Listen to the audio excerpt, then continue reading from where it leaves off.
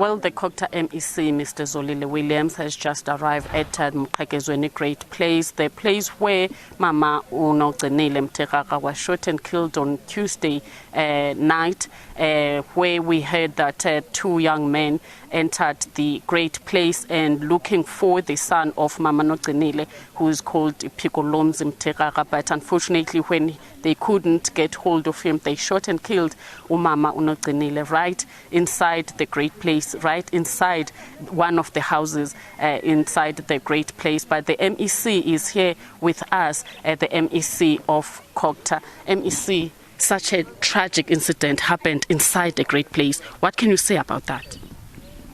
Tragic incident indeed, and the first thing we would want to do is to pass a message of condolences to the family of Her Royal Highness Mama Nogcinile Mtirara and the other elder person who passed on, Umama Unongceba Timakwe, who's an old age pensioned nurse.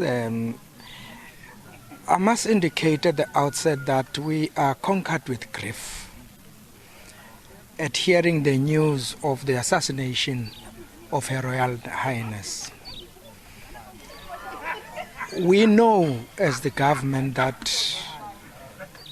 Umama Nogcinile was one of the voices of reason in this village, who was a staunch supporter and activist of a crime-free Bityi area, such that last year she made a call for the government to come and visit this area because of criminality.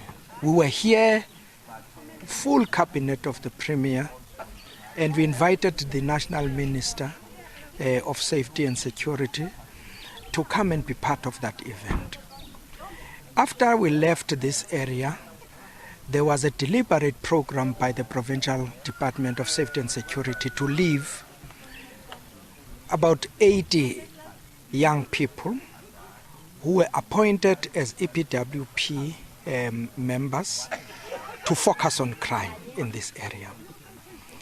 And there was agreement that we made that the police station must be upgraded to a brigadier, so that there can be more police, there can be more resources allocated to this area.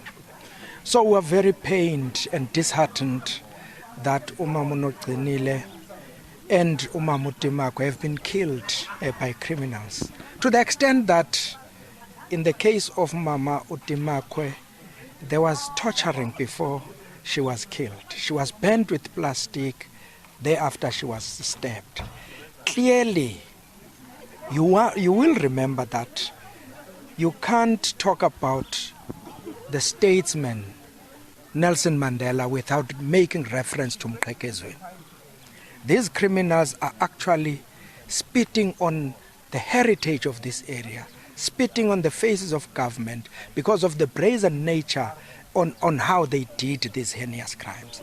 And I must just indicate that we will find them, because having committed serious crimes in Lusikisiki, in Qumbu, as I'm talking to you, those criminals were found. We are not going to relent. We will find them. MEC, I know that we heard from the son of Umama Nogcinile that he suspects that those people were looking for Umama Nogcinile. And I want to raise the issue, what if maybe this is the beginning of the killing of traditional leaders in the Eastern Cape, something that is very rare here, of course, I know. Well, it will not be the beginning. Traditional leaders are being targeted by criminals. And we have raised this thing with the Minister of Safety and Security, with the Minister of Cooperative Governance and Traditional Affairs, to say, if you look at leadership, not only traditional leaders, including councillors, they are being assassinated by criminals because of the campaigns that they engage on against crime and criminality in their communities. If you look at how this case is being presented, it seems as if the community, because of the clarion call by Her Royal Highness, took action and dealt with some criminals who were making havoc in this area. And as a response to that, they now targeted the Royal Highness and her son. And I'm very clear that as a state, we are not going to let those criminals loose. We are going to attack them and we'll find them.